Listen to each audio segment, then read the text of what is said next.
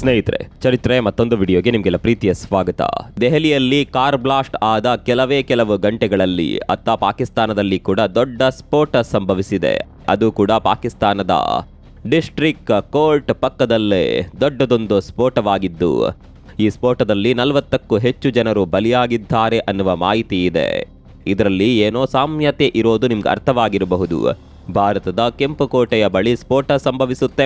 ಪಾಕಿಸ್ತಾನದ ರಾಜಧಾನಿ ಇಸ್ಲಾಮಾಬಾದ್ನಲ್ಲಿ ಕೂಡ ಸ್ಫೋಟವಾಗುತ್ತೆ. ಎರಡೂ ಕಡೆ ಕೂಡ ಕಾರ್ ಬ್ಲಾಸ್ಟ್ಗಳು. ಭಾರತದಲ್ಲಿ ನಡೆದ ಕಾರ್ ಬ್ಲಾಸ್ಟ್ ಅನ್ನ ಪಾಪಿ ಉಗ್ರರು ಮಾಡಿದರೆ, ಪಾಕಿಸ್ತಾನದಲ್ಲಿ ನಡೆದ ಸ್ಫೋಟವನ್ನ ಮಾಡಿದ್ದು ಯಾವುದೋ ಉಗ್ರರು ಅಂತ ಅಂದುಕೊಳ್ಬೇಡಿ. ಸ್ವತಃ ಪಾಕಿಸ್ತಾನದ ಆರ್ಮಿಯೇ ಈ ಸ್ಫೋಟ ಮಾಡಿದೆ ಅನ್ನುವ ದೊಡ್ಡದೊಂದು ಥಿಯರಿ ಹೊರಬರ್ತಾ ಇದೆ. ಪಾಕಿಸ್ತಾನದ ಆರ್ಮಿ ಈ ರೀತಿ ತನ್ನ ದೇಶದ ಅಮಾಯಕರನ್ನ ಬಲಿ ಪಡೆಯೋದಕ್ಕೆ ಕಾರಣ ಆಪರೇಷನ್ ಸಿಂಧೂರದ ಭಯ. ಹೌದು, ಭಾರತ ಎಲ್ಲಿ ಪ್ರತೀಕಾರಕ್ಕಾಗಿ ಮತ್ತೊಮ್ಮೆ ಆಪರೇಷನ್ ಸಿಂಧೂರ ನಡೆಸಿಬಿಡುತ್ತೋ ಅನ್ನುವ ಭಯದಲ್ಲಿ ಪಾಕಿಸ್ತಾನದ ಆರ್ಮಿ ಇಂಥದ್ದೊಂದು ನಾಟಕ ಮಾಡಿದೆ. ಹಾಗಂತ ನಾವು ಹೇಳ್ತಾ ಇಲ್ಲ. ಅಫ್ಘಾನಿಸ್ತಾನ ಪಾಕಿಸ್ತಾನದ ಈ ನಾಟಕವನ್ನ ಬಯಲು ಮಾಡಿದೆ. ಕೇವಲ ಭಾರತದಲ್ಲಿ ಮಾತ್ರವಲ್ಲ, ನಮ್ಮ ದೇಶದಲ್ಲೂ ಕೂಡ ಉಗ್ರರ ದಾಳಿಯಾಗಿದೆ. ಭಾರತದ ರಾಜಧಾನಿಯಲ್ಲಿ ಅಟ್ಯಾಕ್ ಆಗಿದೆ, ನಮ್ಮ ದೇಶದ ರಾಜಧಾನಿಯಲ್ಲೂ ಕೂಡ ಅಟ್ಯಾಕ್ ಆಗಿದೆ. ಹೀಗಾಗಿ ಉಗ್ರವಾದಕ್ಕೂ ನಮಗೂ ಯಾವುದೇ ಸಂಬಂಧ ಇಲ್ಲ. ನಮಗೂ ಕೂಡ ಉಗ್ರರಿಂದ ತೊಂದರೆ ಇದೆ ಅನ್ನೋದನ್ನ ಬಿಂಬಿಸೋದಕ್ಕೋಸ್ಕರ ಪಾಕಿಸ್ತಾನ ಇಂಥದ್ದೊಂದು ನಾಟಕ ಮಾಡಿದೆ ಅನ್ನೋದು ಬಯಲಾಗಿದೆ. ಒಂದು ಕಡೆ ಈ ವಿಚಾರ ಚರ್ಚೆ ಆಗ್ತಾ ಇದ್ರೆ, ಮತ್ತೊಂದು ಕಡೆ ಭಾರತ ಪಾಕಿಸ್ತಾನದ ವಿರುದ್ಧ ಆಪರೇಷನ್ ಸಿಂಧೂರ 2.0 ನಡೆಸೋದಕ್ಕೆ ಸಿದ್ಧತೆ ನಡೆಸಿದೆ. ಯಾವುದೇ ಕ್ಷಣದಲ್ಲಿ ಬೇಕಾದರೂ ಭಾರತ ಪಾಕಿಸ್ತಾನದ ವಿರುದ್ಧ ಪ್ರತೀಕಾರ ತೀರಿಸಿಕೊಳ್ಳಬಹುದು ಅನ್ನುವ ಮಾತುಗಳು ಕೇಳಿ ಬರ್ತಾ ಇದೆ. ಅಷ್ಟಕ್ಕೂ ಭಾರತ ಮತ್ತೊಮ್ಮೆ ಪಾಕಿಸ್ತಾನದ ವಿರುದ್ಧ ಆಪರೇಷನ್ ಸಿಂಧೂರ ಕಾರ್ಯಾಚರಣೆ ನಡೆಸುತ್ತಾ, ಇದೇ ಭಯದಲ್ಲಿ ಪಾಕಿಸ್ತಾನ ತನ್ನ ದೇಶದ ನಾಗರಿಕರನ್ನೇ ಬಲಿ ತೆಗೆದುಕೊಂಡು ಬಿಡ್ತಾ. ಈ ಬಗ್ಗೆ ಅಫ್ಘಾನಿಸ್ತಾನ ಏನ್ ಹೇಳ್ತಾ ಇದೆ ಎಲ್ಲವನ್ನ ಡೀಟೇಲ್ ಆಗಿ ತೋರಿಸ್ತೀವಿ ನೋಡಿ.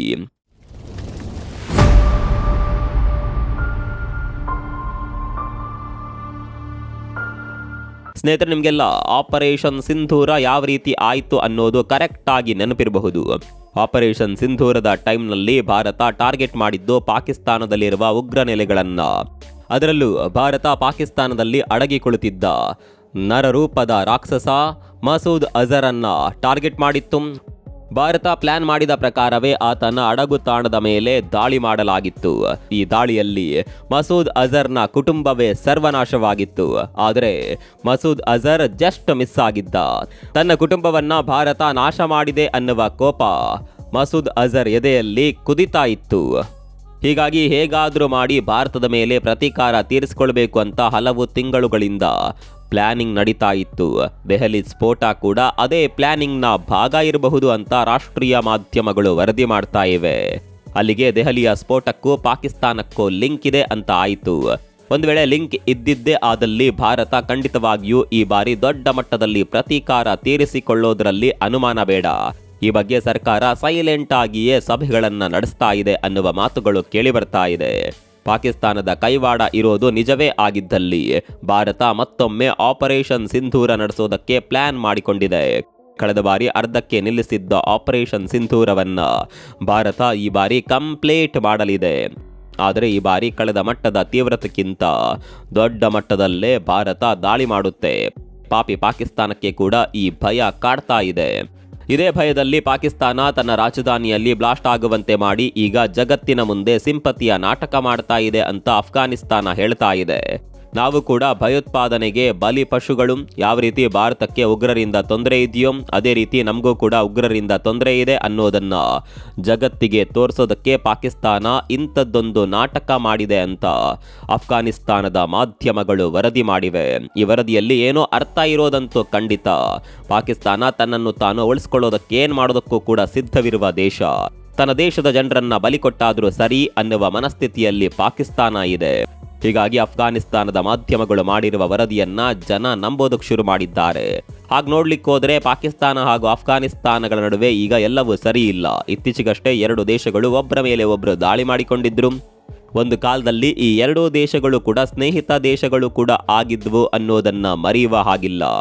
ಒಂದು ಕಾಲದಲ್ಲಿ ಆಪ್ತರಾಗಿದ್ದರಿಂದ ಪಾಕಿಸ್ತಾನದ ಬುದ್ಧಿ ಏನು ಅನ್ನೋದು ಅಫ್ಘಾನಿಸ್ತಾನಕ್ಕೆ ಚೆನ್ನಾಗಿಯೇ ಗೊತ್ತಿದೆ. ಮತ್ತೊಂದು ಕಡೆಯಲ್ಲಿ ಪಾಕಿಸ್ತಾನ ಭಾರತದ ಮೇಲೆ ಆರೋಪ ಹೊರಿಸ್ತಾ ಇದೆ. ನಮ್ಮ ರಾಜಧಾನಿ ಮೇಲೆ ಆಗಿರುವ ದಾಳಿಗೆ ಭಾರತವೇ ಕಾರಣ. ದೆಹಲಿಯಲ್ಲಾದ ಸ್ಫೋಟಕ್ಕೆ ಪ್ರತೀಕಾರವಾಗಿ ನಮ್ಮ ರಾಜಧಾನಿ ಮೇಲೆ ಭಾರತ ಪ್ಲಾನ್ ಮಾಡಿ ಸ್ಫೋಟ ನಡೆಸಿದೆ ಅಂತ ಪಾಕಿಸ್ತಾನ ಆರೋಪ ಮಾಡ್ತಾ ಇದೆ. ಕೇವಲ ಭಾರತ ಮಾತ್ರವಲ್ಲ, ಇದರ ಹಿಂದೆ ಅಫ್ಘಾನಿಸ್ತಾನದ ಕೈವಾಡ ಕೂಡ ಇರಬಹುದು ಅಂತ ಪಾಕಿಸ್ತಾನ ಆರೋಪ ಮಾಡ್ತಾ ಇದೆ. ಪಾಕಿಸ್ತಾನದ ಸಚಿವನೊಬ್ಬನಂತೂ ಯುದ್ಧವನ್ನೇ ಘೋಷಣೆ ಮಾಡಿಬಿಟ್ಟಿದ್ದಾನೆ.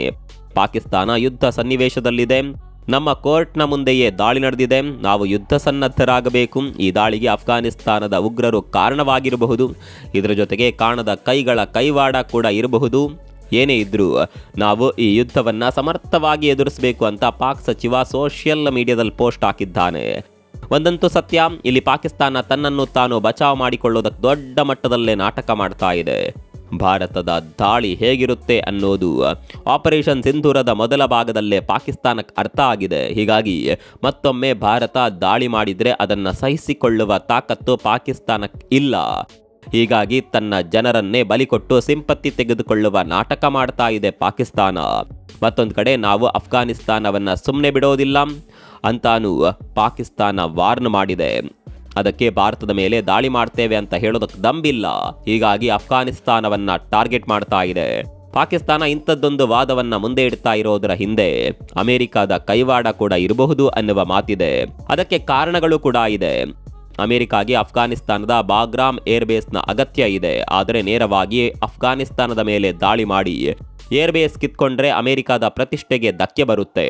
ಹೀಗಾಗಿ ಪಾಕಿಸ್ತಾನವನ್ನ ಬಳಸಿಕೊಂಡು ಅಫ್ಘಾನಿಸ್ತಾನದ ಮೇಲೆ ದಾಳಿ ಮಾಡುವ ಪ್ಲಾನ್ ಕೂಡ ಇರಬಹುದು ಅನ್ನುವ ವಾದ ಇದೆ. ಪಾಕಿಸ್ತಾನ ಇದಕ್ಕೆ ವೇದಿಕೆ ಸಜ್ಜು ಮಾಡ್ತಾ ಇದೆ. ಅಮೆರಿಕ ಈ ರೀತಿಯ ಷಡ್ಯಂತ್ರ ಹೂಡೋದ್ರಲ್ಲಿ ಎತ್ತಿದ ಕೈ.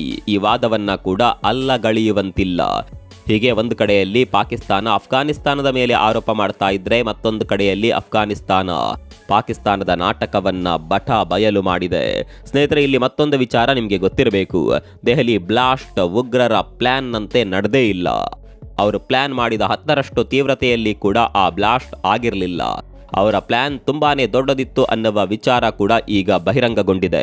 ಹೌದು, 3000 kg ಸ್ಫೋಟಕ, 20 ಟೈಮರ್ಗಳನ್ನು ಸಿದ್ಧಪಡಿಸುವ ಬೃಹತ್ ಯೋಜನೆಗೆ ವೈಟ್ ಕಾಲರ್ ಉಗ್ರರು ಪ್ಲಾನ್ ಮಾಡಿದ್ರು. ಒಂದು ವೇಳೆ ಉಗ್ರರ ಈ ಪ್ಲಾನ್ ವರ್ಕೌಟ್ ಆಗ್ತಾ ಇದ್ದಿದ್ರೆ ನಮ್ಮ ದೇಶದಲ್ಲಿ ಹಿಂದೆಂದು ಕಂಡು ಕೇಳರಿಯದ ರೀತಿಯಲ್ಲಿ ದಾಳಿ ಆಗ್ತಾ ಇತ್ತು. ದೆಹಲಿಯಲ್ಲಿ ನಡೆದ ದಾಳಿಯಲ್ಲಿ ಭದ್ರತಾ ವೈಫಲ್ಯ ಇದೆ ಅನ್ನೋದು ಸತ್ಯ.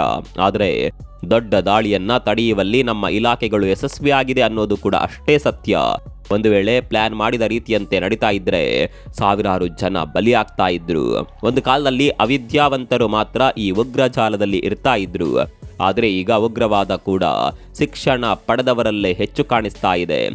ಅದರಲ್ಲೂ ದೆಹಲಿ ಬ್ಲಾಸ್ಟ್ ಹಿಂದೆ ಇದ್ದಿದ್ದು ಬಹುತೇಕವಾಗಿ ವೈದ್ಯರೇ. ಒಬ್ಬರ ಜೀವ ಉಳಿಸಬೇಕಾದ ವೈದ್ಯರು ಜೀವವನ್ನೇ ತೆಗೆಯುವ ಹಂತಕ್ಕೆ ಬಂದಿದ್ದಾರೆ ಅಂದರೆ ಅವರ ಮನಸ್ಥಿತಿಯ ಬಗ್ಗೆ ಒಮ್ಮೆ ಯೋಚನೆ ಮಾಡಿ.